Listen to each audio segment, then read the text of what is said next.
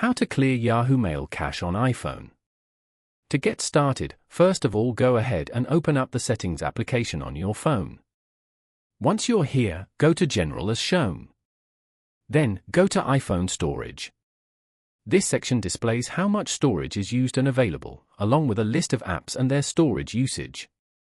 You can also find recommendations for freeing up space, such as offloading unused apps or managing photos and videos. Here, scroll down and tap on Show All as shown. Scroll down to find Yahoo Mail and tap on it. Over here, tap on Offload App. Tap on Offload App again to confirm. This will free up storage used by the app, but keep its documents and data. If you want to install it again, then tap on Reinstall App over here.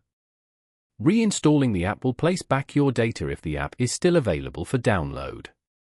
Following these steps, you can easily clear Yahoo Mail cache on iPhone.